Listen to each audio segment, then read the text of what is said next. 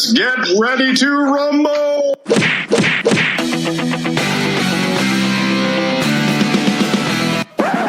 Welcome to Boxing Unwrapped. It's Boxing Unwrapped, the boxing podcast that has been verified as Scotland's best boxing podcast. I'm Ryan. I'm Andrew. And welcome to What the F is the Boxing News, the show that gives you everything you need to know about last week, this week, and every other little bit of shit of boxing you need to know about. So, Andy, do you want to tell the good people what we've got in store for them? I will do, yeah. So this week we are, of course, going to cover what the F are the results from last weekend, and there's quite a lot to go over, quite some surprising things to cover as well, and some things not quite so surprising also. We will flag up the fights this weekend that you're all dying to hear about if you like getting up in the middle of the night, perhaps. Including boxing's favourite idiot, we should say that as well. We will have a look at what the F went wrong last week, or will we, Ryan? A rather substantial section in terms of random news. We will, of course, cover what is grinding our gears this week and round off with some listener corner. Well, and before we begin, guys, we've had a little bit of we've got a bit of competition at the moment in terms of the best Scottish boxing podcast. There are some upstarts, I think is the only thing you could call them, Andy, known as Gloves Red. It's not the only thing you can call them. We want to make sure you guys are aware that there is this like pretender out there going about acting like, they're the kind of Scottish Billy Big Balls because they've got like 2,500 followers or something, but they also follow like 7,000 people on Twitter. They've gone for the scattergun approach. Yes, if anyone hasn't listened to their show, they were rather derogatory about our Twitter following, which I think stands at about 60 people. We're not very active, it should be said, but it's about 60 people. But coincidentally, 60 is the number of minutes that their sponsor at the start of their episode talked for. I thought that was the whole episode, so it's just a funny coincidence. I don't know. Totally, I know, man. Like, I went onto their Facebook page, right, and they've got more videos by that boy than they do anything else.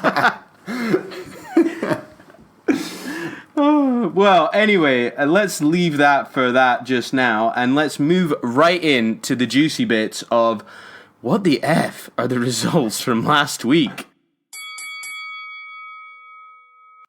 Should we do it chronological style? I think it's the only way we can do it, yeah. Yeah, so we're not showing any favoritism.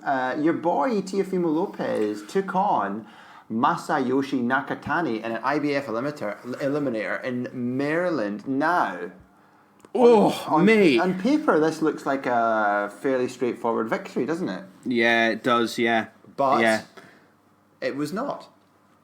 You know what? I was watching it and scoring it, and I was like, do you know what? I think he's lost this fight, actually, to be honest. You're quite a doomsday kind of scorer, I've noticed, in boxing. If you have a favourite, you're always are you harsh on the people you love, Ryan? Is that how you do it? I think that's true. I think my girlfriend would say the same thing. And my dog. But like, I was watching it and I was like, do you know what? Like, he's not landing the clean punches. He's struggling here. Nakatani could take Lopez's power all day, and I think there was a little bit of fear in Lopez's eyes because he was hitting him with some good shots, and Nakatani was not. Yeah. He was like, no. I'm sorry, but you're gonna have to do a lot more than that. And this is like, for Lopez, he hasn't gone this sort of distance. He's never really come up against someone who hasn't just folded when he gets punched. So he came through it. Obviously, he's now the IBF mandatory. And if I were Richard Comey, I'd be like, I'll take this boy on like next week. Yeah, I don't think he's going to instill much fear in Comey. Comey's heavier handed than Nakatani is. Nakatani's a tall guy. I think he said, I don't want to fight no more tall guys, is what Lopez said afterwards. I think Nakatani is like exceptionally tall for the weight. But it didn't seem to like derail his confidence. He just said, I don't want to fight tall people anymore. I still want to fight Comey, and then I want to fight Lomachenko. And he's like, oh, by the way, Lomachenko's not got the easiest fight in the world because Campbell's, a high level guy, and he's a tall boy as well. So I don't know. Is it too much too soon for Lopez? Because that's what hit me when I was watching it. Yeah. Because it's less than a year ago. He burst onto the scene, and I was like, you need to watch this guy. He's like a proper contender. Yeah. And he's now like a mandatory in a very quick step up. Yeah. And this is actually his first time going the distance. And the next time he's fighting for a title? I think it's kind of odd in that he's now in a relatively difficult position because if he backs out of fighting Comey, it looks like he's saying I don't want the fight. But if he takes the fight, then he's taking, clearly on this evidence, a big risk because Comey's going to pose more of a danger than Nakatani, and he didn't wipe the floor with him. The scorecards did not reflect the fight. It was a relatively close fight. So he's sort of ended up in a tough spot. Whereas if he'd been a little bit more pacing himself through the ranks or not look for eliminators, then he wouldn't be in this sort of difficult political position that he finds himself in. Maybe it doesn't matter. He's young enough. He gets beat. He goes back to the drawing board and rebuilds. But it's a tricky one. I'm not quite sure what he'll do. I think he'll take the fight, but I don't have the confidence I did before that he's going to win. I think that's a tough fight for him. A really tough fight for him. Yeah, I really do. I think he's going.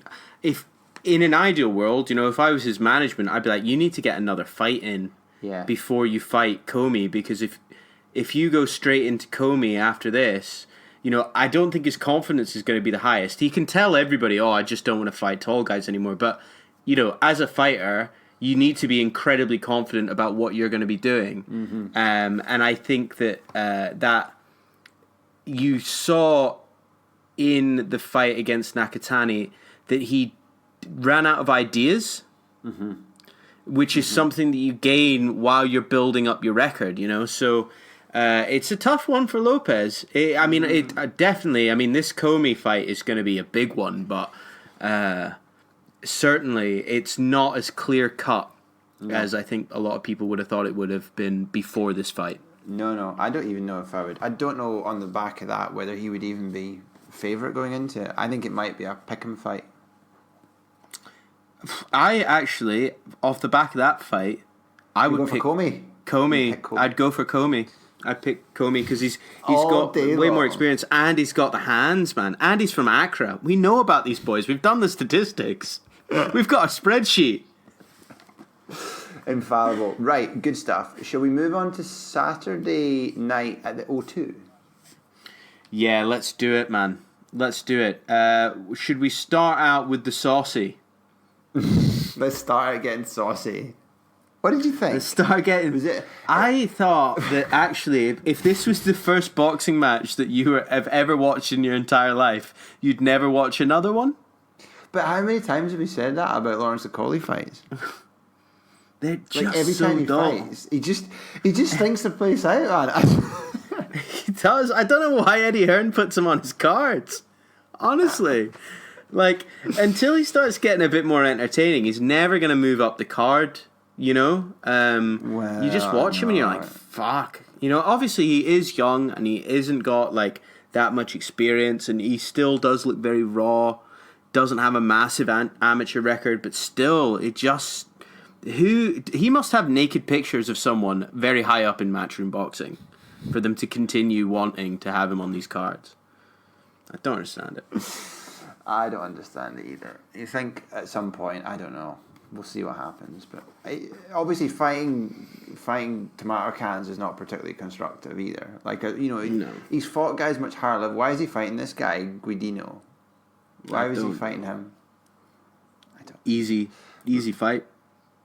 Are you still? How much confidence do you have as another oversized cruiserweight going for the top, Richard Riakopore?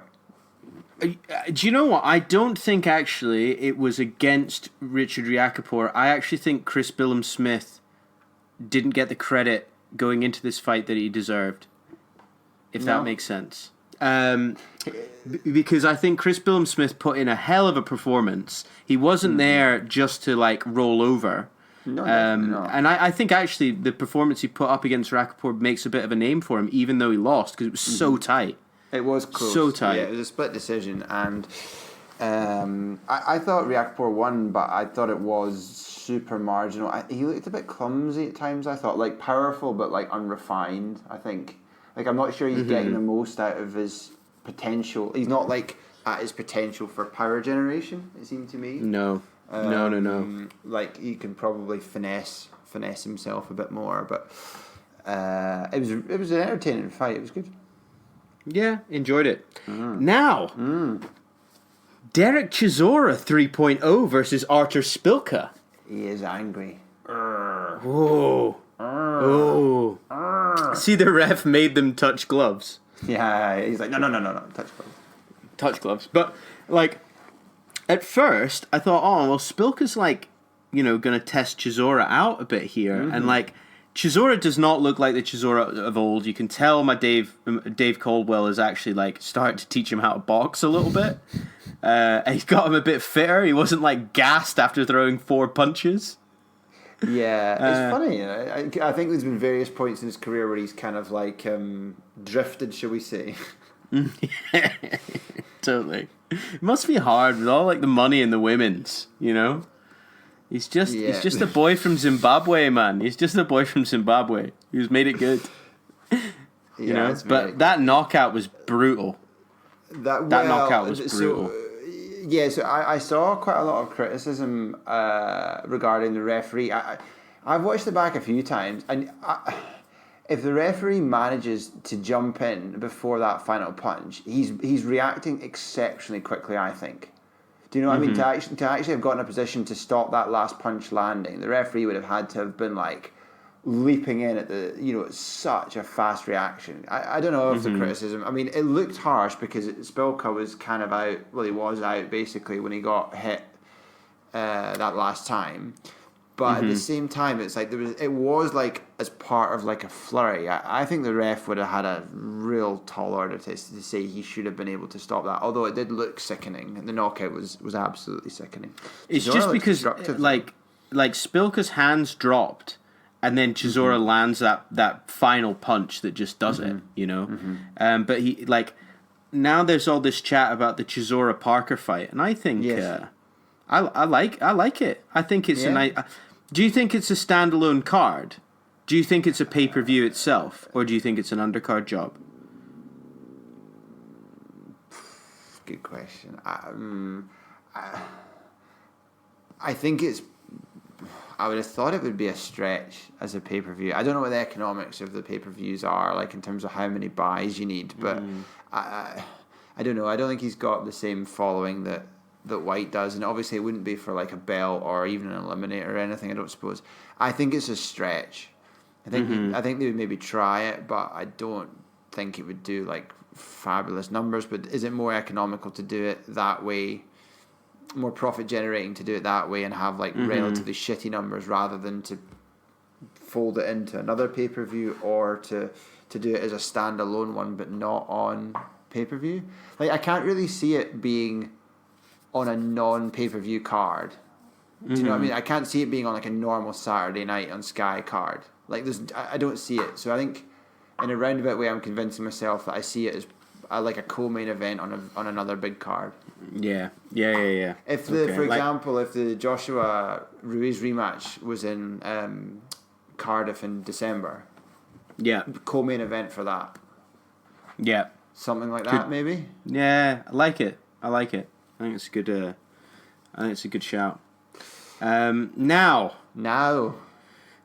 when Daves collide, there can only be one Dave. There were 2 Daves, then there can only be one Dave at the end of the Daves. The last Dave standing. The last Dave standing is the one that started the highest up to begin with. Oh man, like.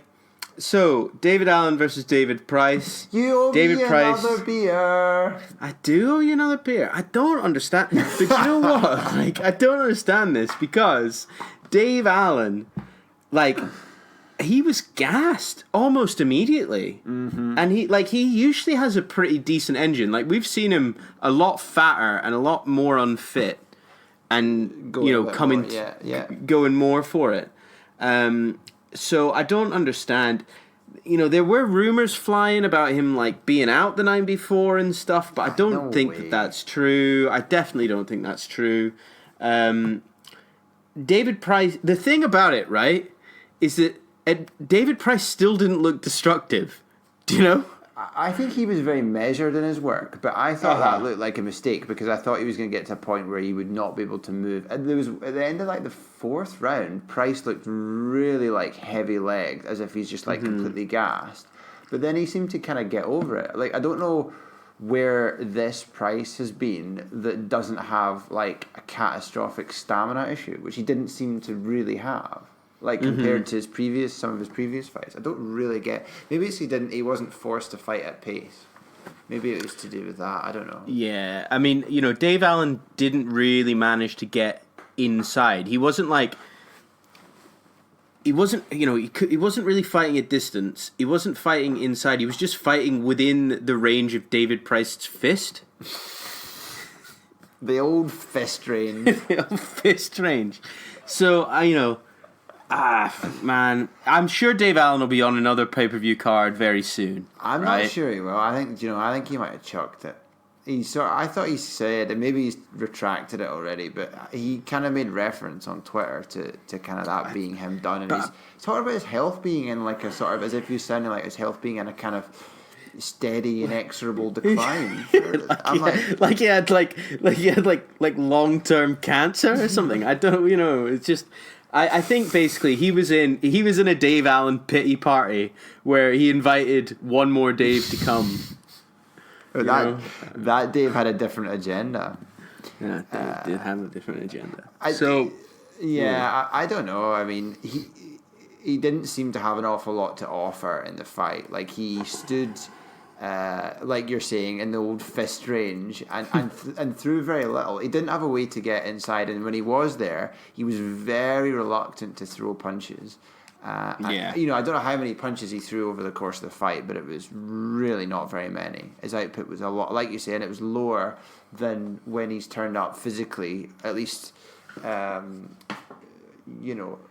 terms of how he appeared physically in a lot worse condition than he was, on Saturday night. So I don't know, maybe something is going on, but he didn't give himself a chance to win the fight. But I don't know, maybe something was. I mean, it was all about just getting through that fight, and he was pretty. He looked bad. He looked beat up afterwards, didn't he? Yeah, he didn't look good. His face was a hot mess. But I wonder what for Pricey now. Here's the thing. I don't know who he can fight. Racking my brains. Don't know who he can fight. Like, you need a European level. He could fight Chisora. He could fight Chisora. He could, but I think Chisora's too aggressive for him. Yeah, I think Chisora would probably beat him. I think he'd probably a bit of a nightmare for him. So, yeah. I don't know. We'll see. Now, let's talk about Dillian Whyte versus Oscar Rivas. Oh, this was a barnstorming fight, man. I really enjoyed this fight. And by the way, Oscar Rivas is a fucking tank. When that boy's back, Christ, man. You've got a good workout regime when you're 6 feet tall and you weigh 17 stone, and there is not like an ounce of fat on you. Like you're putting in the hours of the gym if that's your physique. Oh man, totally, absolutely, man. So this was a really good fight. I think Dillian Whyte has definitely improved since he fought Anthony Joshua. Mm-hmm. Yeah, in terms of heart, ability to come through things. His fitness, I think, is slightly better. He doesn't gas at the end of fights as much as he used to. Still does. Mm-hmm. He is vulnerable, though. He is vulnerable. He is vulnerable. Do you know? I think Dillian Whyte should play the lottery a little bit, right? Because there's been so many fights that he's ended up in kind of like basically 50-50 situations or worse, and and he's won them all. Like, so if you take away the Joshua loss, there's the 2 fights against Chisora, both of which he could easily have lost. There's that fight where he could have lost after the knockdown. The Parker fight where he got knocked down at the end. There's, so he's had so that's 4 fights where he's been pretty much an arse hair away from getting beat. He's won them all. So he keeps pushing it. He is pushing it in terms of his luck. So, but I mean, it's good. He's good value because he does that. Yeah. Yeah, and now he's got this title. Well, will he? Won't he have a title shot? I don't really understand what this interim thing means. Is that just that he's the mandatory? I think so. I think it's just to give it a title, whatever. But yeah, so he's. So he's now the mandatory for the WBC, but probably not for quite some time yet. The math doesn't work. They're saying they're going to make him. They must allow him to have the fight before the end of May. Mm-hmm. But the math doesn't work if he's not going to fight. Wilder's not going to fight Ortiz in November, and then Fury sometime after November, and then fight Whyte in May. It's impossible. The math doesn't work. So what's going to happen? They're not going to let him fight Fury, and he's got to fight Whyte first before they can do a Fury rematch. I don't know. Yeah, don't see it. I think he's going to end up waiting until the autumn. I think he'll be over a year before he gets a shot. Still, could be wrong, but I don't think so. Well, so we'll see. Now let's move on to Saturday into Sunday. Mm-hmm. I think I was almost right on this. Right, I was almost right. Right. Because I did say Manny Pacquiao wins on points, split decision, and it will be close. I don't think it wasn't a robbery. Watching it back. But I just don't understand it. On paper, it doesn't make any sense to my head. Does that mean, did I go for Thurman then? Do you get a beer back for that? I think I get a beer back for that. Right, so your deficit is only 1. Yeah, it's only 1 beer. Okay, good. 1 beer deficit. 1 beer deficit. Right, yeah. I think the Thurman that fought was better than the Thurman that came back after his long injury layoff against Lopez. But it was not a prime Thurman. I still think a prime Thurman, well, for a start, he wouldn't get knocked down in the first fucking round, going back in a straight line against someone with very fast hands who starts quickly. It's well, let's not do that, shall we? So, and in the end, that was, well, it depends how it then went, but basically that was the difference. It was super close. If you switch that around, anyway. Yeah, it's funny because obviously Pacquiao is not quite the fighter he once was, but Thurman, age and mileage has been less kind on him, even though he's 8 years his junior. Yeah, totally. Yeah, if he at his peak, he would have won comfortably. But I still thought it was one of these ones. It wasn't a robbery, but I understand why it was split. I thought it depended what you like. In the second half of the fight, Thurman does land significantly more punches than Pacquiao does. And have you seen these videos that have come out with Thurman gambling in the casino, and Broner has done all this shit saying that he was out until 2 a.m. gambling the night before. What? At the tables, yeah. So he was shouting at Keith Thurman's crew, saying you guys don't have his back. You act like you have his back, but you had to let him out here till 2 a.m. It's got $1 million fight, and he's fucking gambling on the casino floor. All this shit. I love it. You're getting preparatory tips from Adrian Broner.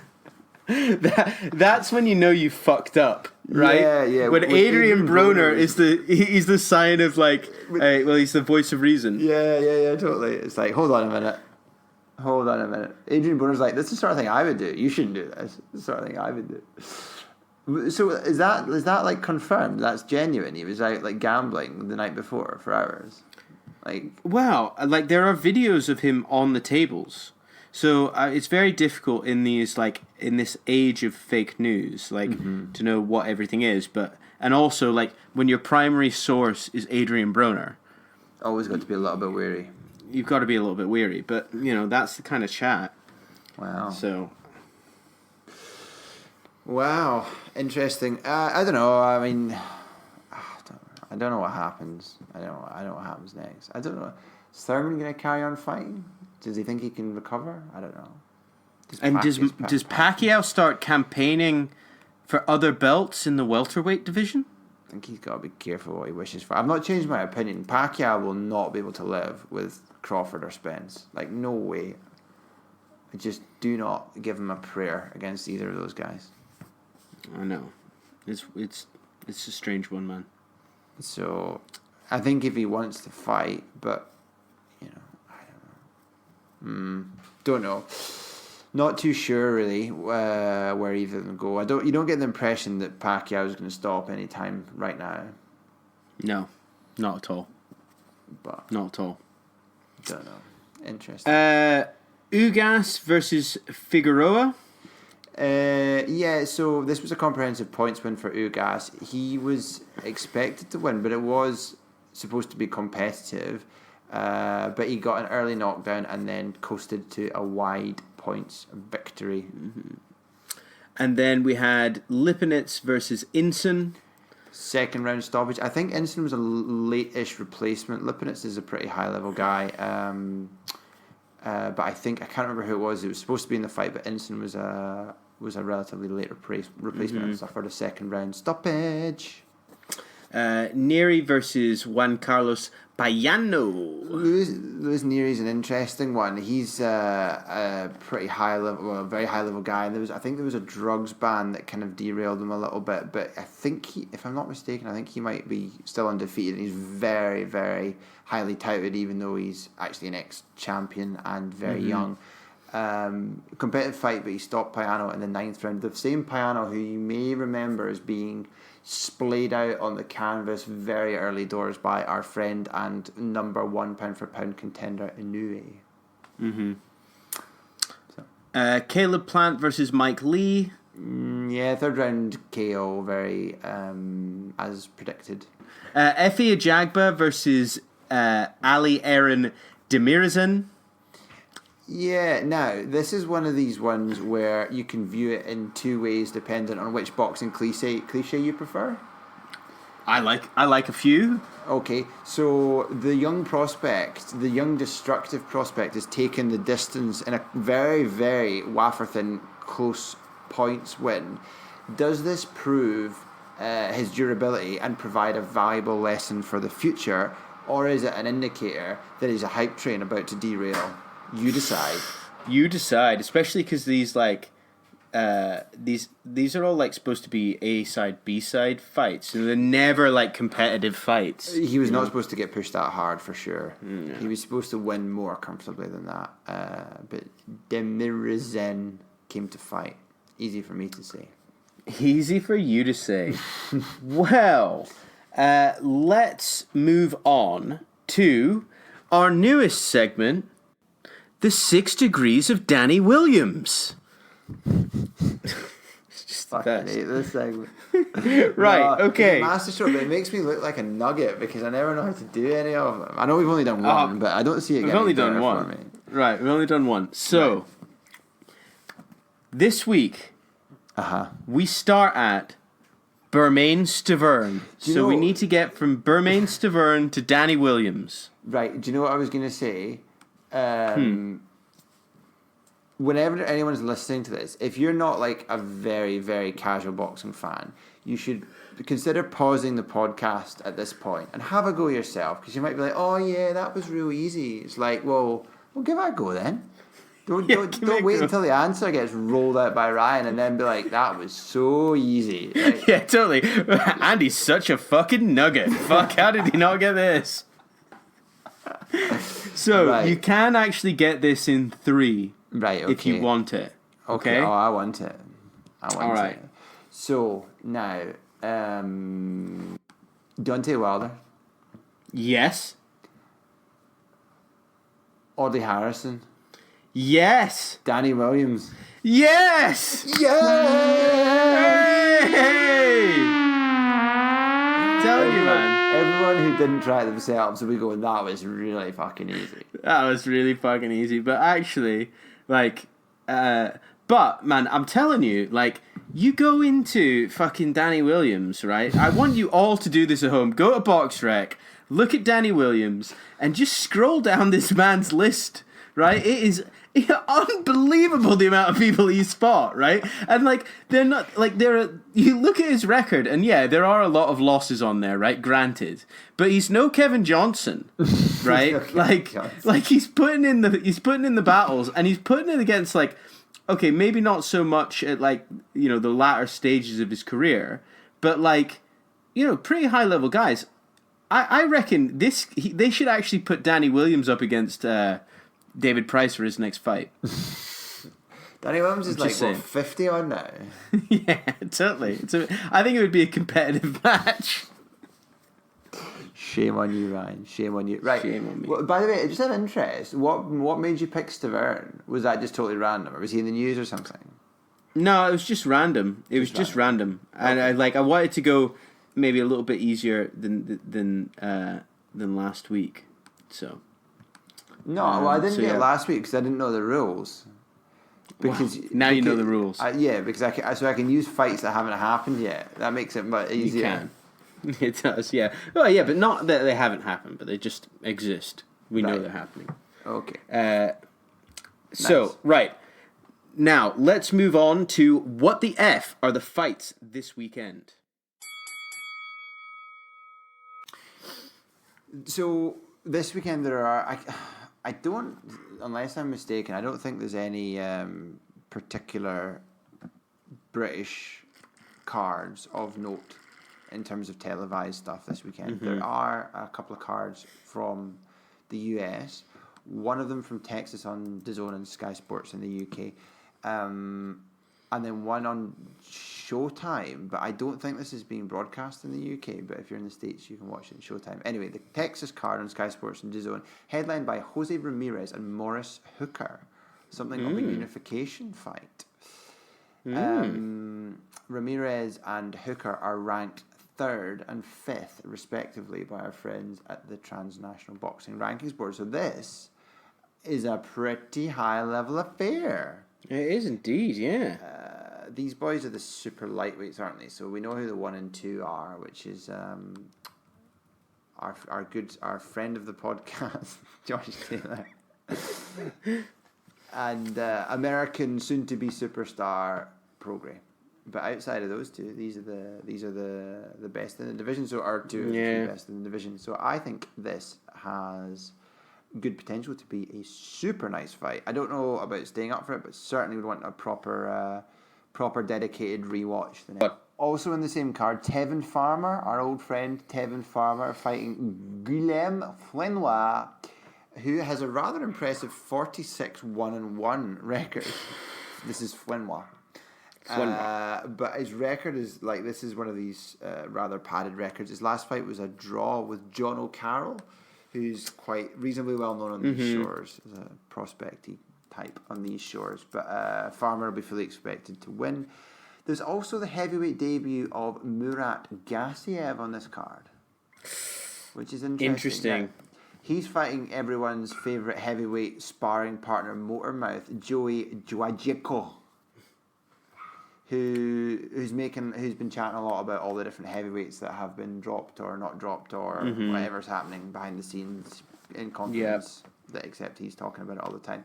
He's had like 8 defeats already, but he's fairly confident in his own ability and keeps saying that he is one of the top heavyweights in the world, despite no evidence to support that.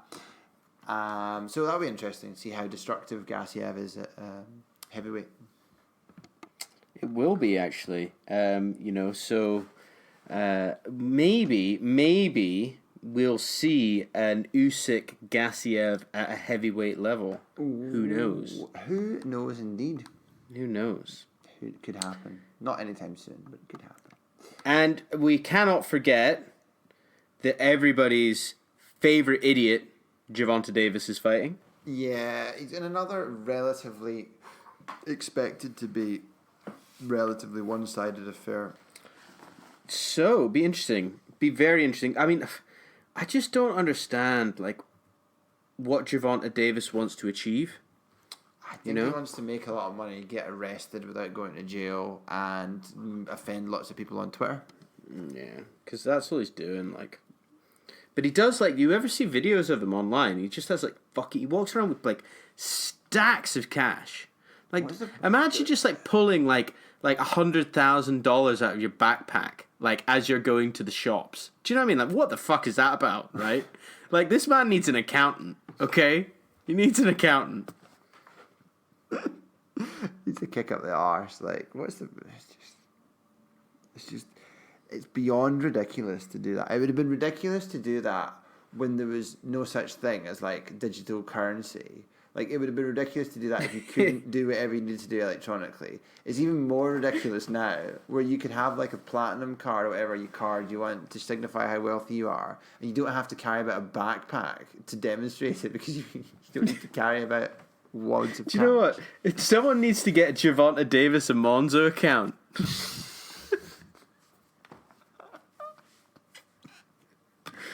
He's perfect, man. He needs a Monzo. I'm going to send him a link.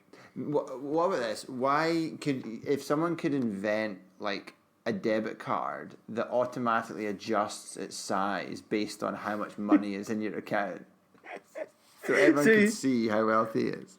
So he's just walking around with his fucking surfboard. Exactly. Perfect. No. I think that works, because he's an idiot. Right, well, let's move on to what the F went wrong last week. There's a good chance I'm missing. There's a good chance I'm missing something, but there was nothing that was immediately apparent to me when I listened back to the episode. So the challenge for this week, we don't want to be too presumptuous and say nothing went wrong, but the challenge is if anyone can correct us and anyone's picked up on anything we've done wrong across last week, then that's the challenge, listeners. Let us know. Pass it on. Right, well, shall we move on then to a little bit of random news? Yeah, I obviously the most sort of high-profile boxing news that's happened was the fight last week. Maxim Dadashev died in hospital following his fight against Subriel Matthias. I think he was undefeated. He was not a fighter I knew a lot about, but I think he was a reasonably high-level prospect. He took an awful lot of abuse in the fight. He got pounded and eventually got pulled out. And he went to hospital and had, I think there was emergency surgery in his brain to try and quell the swelling, but it was unsuccessful, and he died. As clearly as it can be as a direct result of the fight. So, I guess a reminder of what happens. The risks involved every time the fighters go through the ropes. Yeah. Now, Canelo fighting Derevyanchenko. Yeah. Why? What is this about, man? This isn't a thing, right? Why is this a thing? Well, apparently it is a thing. So you want to do your thing, do the thing, the fighting thing. So I wonder whether all this. So the chat. This is like. It's like an episode of EastEnders or something, isn't it? Canelo's story. And we talk about it a lot because it gets so much press attention, therefore we pick up on it a lot, etc., etc. But anyway, he was saying recently that there was no viable opponents for September of a high enough level. His standard is to fight twice a year in May and September, and he said there wasn't a standard of opponent who was able to fight him who would be a fair matchup for the fans for the September date, so the chances are that his date was going to be pushed into November. Then this week, Derevchenko is the mandatory for one of Canelo's belts, and it was going to go to purse bids for the fight, but the purse bids were called off, which has been announced that the purse bids have been called off because the parties are close to reaching agreement for this fight to go ahead. He, not that long ago, was beaten by Jacobs. In a close and almost contentious decision. It was almost what did you like better in terms of the judging. I think the cards were very, very close when Derevchenko fought Jacobs. Now, so he's a high level guy, and I guess it's just a question of, is there, unless you're doing a rematch against Golovkin, or unless you're going out of the division, you probably don't have a higher level fighter that you can fight. But I think he's very likely to win, and I think it's very unlikely to get the pulses of most of the fans racing. But it will get the cash registers a-ringing. Well, I don't know. His profile's not that high. That's the thing. So in terms of, I don't know, it's all obviously on the back of Canelo's fan base and the people that want to watch him, etc., etc. So I don't know. I don't think it's going to excite that many people, but hey. Now, there is some really random news. You love a bit of random news. I do. I've got a couple of bits. First of all, the fallout of from when Dave's collided. Yeah. David Price is now calling for a fight with Tyson Fury. Oh, Jesus. Yeah. Which I think is... Oh, it was something that was talked about when David Price was on his way up. Do you remember? It was kind of one of these will they, won't they? Yeah. Kind of things. Now, he argues that he thinks like Deontay Wilder might be in the way of this. But, we don't really know what the WBC is doing. It's David possible. Price will be in the way of this. Like... I don't know, man. I don't know how this works. Like, I don't know why he sees this as a thing. David Price has no like American credibility, so why do ESPN want to bring him over on it? I don't see it happening. Yeah, I don't know. Apparently, MTK are looking to try and figure this out, but I think that if he fights Fury will most certainly retire him. But I guess he'll be retired with, like, hopefully a big pile of cash. Mm-hmm. Yeah, so. I guess it's a nice high-profile way to go, but I do not give him... He will not land a punch on Fury. No chance. I don't see it. I just think he'll get danced around for 12 rounds, and he'll be very sorry. He'll be very sorry he wanted it. He'll be like, that was rubbish. I really didn't enjoy that. And in other news, we might see Mr. Kubrat Pulev in action soon. His ban has been lifted after kissing the reporter because he completed a sexual harassment prevention class, which means the Californian State Athletic Commission will reinstate his license. Nice. So I wonder what the class entails. Don't kiss reporters that don't ask to be kissed. Like, maybe when you want to kiss a lady, you must always ask her first.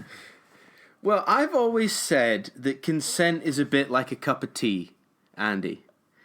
Sometimes people might ask for a cup of tea, but then maybe they'll fall asleep and not drink it. So what you do is you don't then pour the tea down their throat. You know? Where do you get this stuff, man? Teach your kid, honestly, when you think of it like that, makes lots of sense, right? Right. Sleeping people can't enjoy a cup of tea. That's the truth. There's got to be affirmation that it's okay, not just absence of a decline. Yes, exactly. That's what we're saying. We're building bridges all the time. We are indeed. Amir Khan again, Ryan. Who's he fighting now?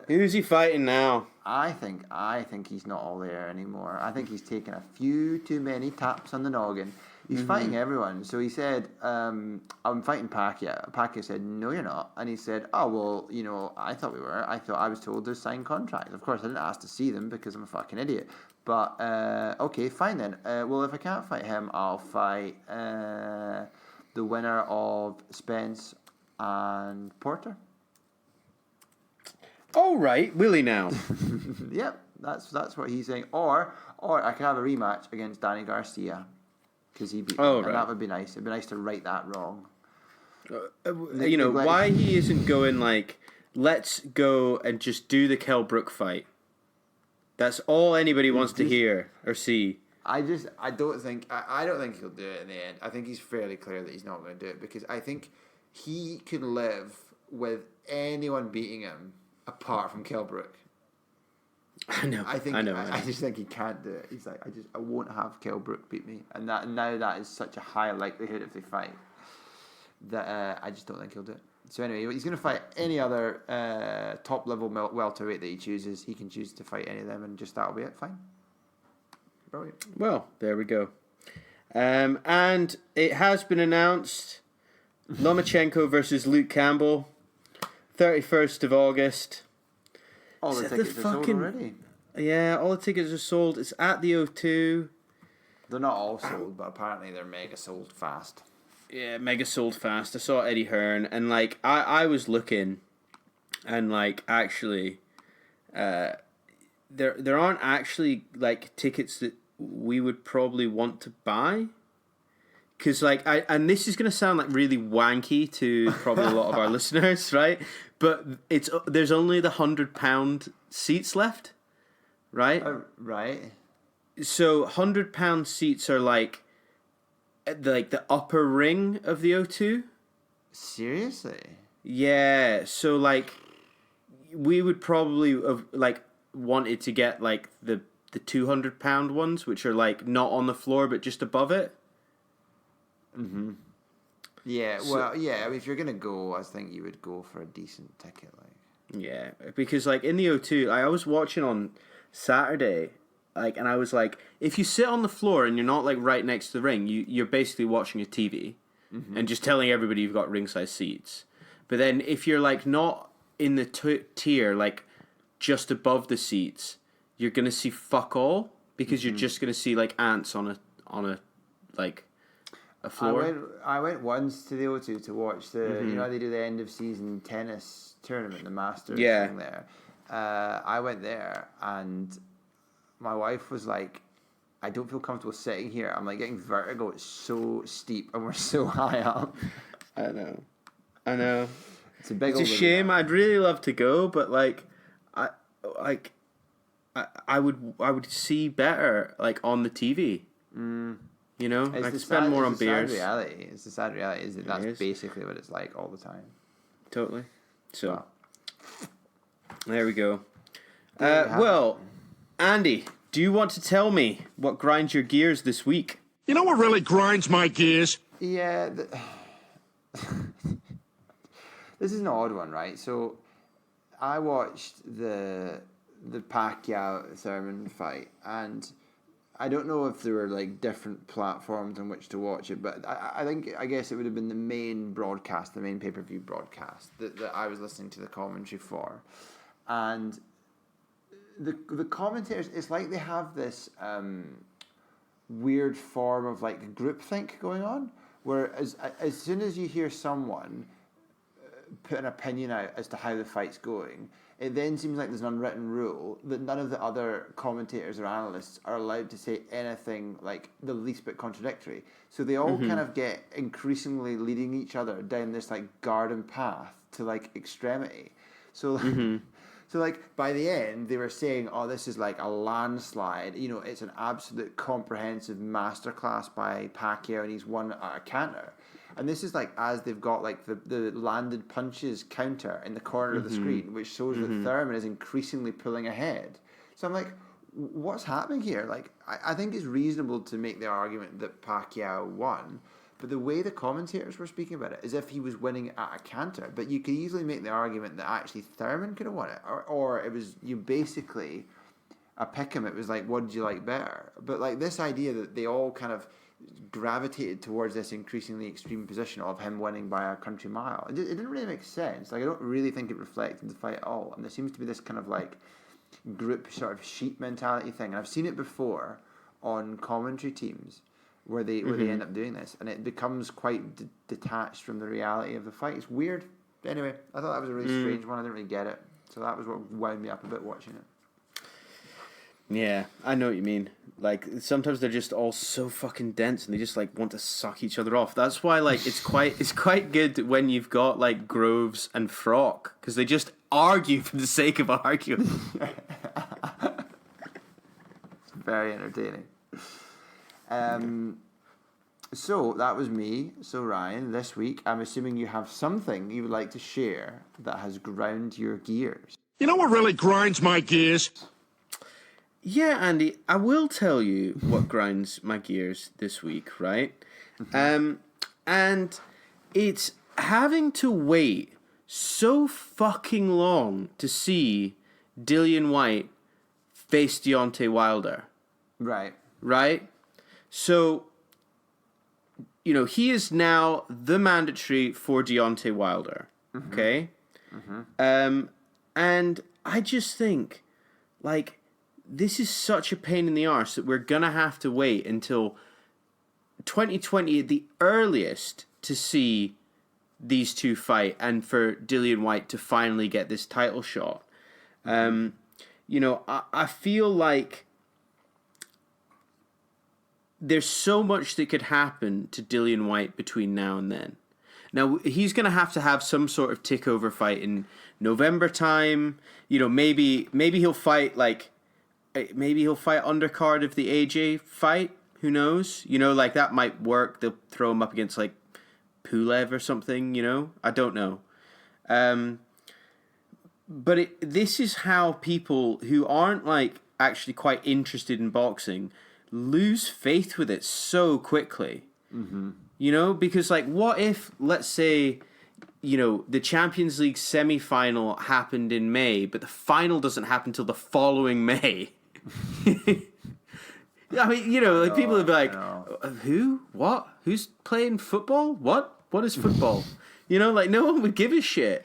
And, like, so you lose all this momentum, and it's like, you know, odds on, like, one of the two of them could get an injury in between because they're both going to have to do a camp.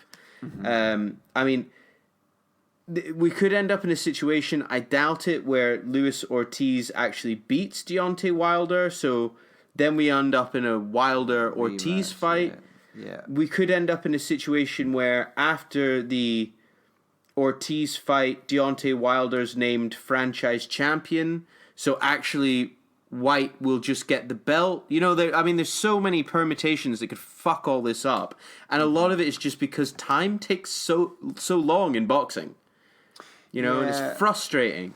It's interesting because, like Whyte said, I won't just have like a takeover fight until I get to fight him. I won't do a Brazil, is what he said. He didn't say Brazil, but like that's effectively what Brazil did. So, but thinking about it, right?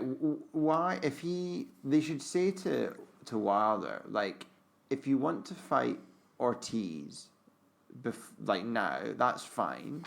But you're then not going to have time to fight Fury. So if you want to fight Fury after that, if you miss the May deadline, then you're getting stripped of your belt.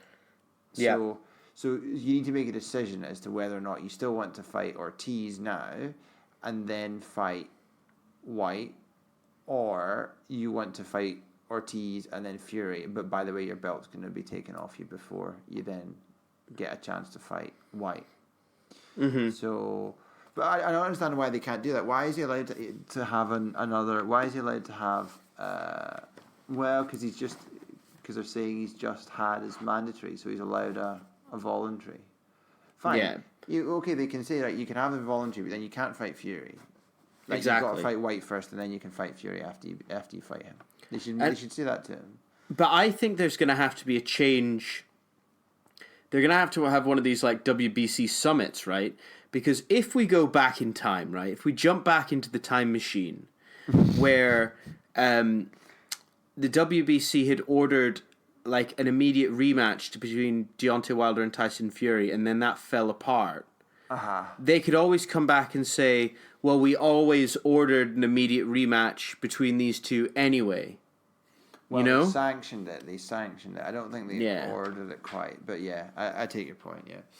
But I think you just say to him, look, you get your one voluntary, and then you get your mandatory, and your mandatory's got to be completed by May of next year, which, by the way, is like almost a year away. So it's 10 months. So you've got time to do two. You can do 2 fights in 10 months. So, ciao. So that's what you've got to do, and if you want to, you shouldn't. So it'd be interesting to see if they're serious about enforcing, then that's how they should play it. But I think they'll get away with it by like making him franchise champion. I think. So. I think you're quite an early adopter to that as a likely to happen, and I can totally understand that it's something that would happen, and it would just infuriate people. But I think there's a very good chance you're going to be right about this. I know. I don't want to be, but I have no faith in the WBC whatsoever. Don't want to be right. I just don't want to be right again. I don't want to be right. I don't want to be right again. Right. Well, that's me. So I want to give a little shout out as well to one of our French listeners, Pierrick. Bonjour, Pierrick. Bonjour, ça va? He just he gave us a little message on the Facebook page. He was talking about the kind of real tragedy that happened at the weekend. He said he watched the fight, said it was really difficult to watch, they should have stopped it earlier. But he also said that he really enjoyed the show and to keep it up. So it's always nice getting messages from our esteemed listeners from all over the world. Clubs Red, not just Castle Milk. International. We're Mr. International. Mr. Worldwide. That's because we have passports, boys. We've gone on holiday and not just to like a caravan park in Fife. We're only joking. We're only joking. This is going to be an escalation. This is because we're only joking because you do need a passport to go to Fife. Anyway. Right. We're only joking. We're only joking. So, with that in mind, guys, we will be back next week with another episode for you. But it's goodbye from me, Ryan. And goodbye from me, Andrew.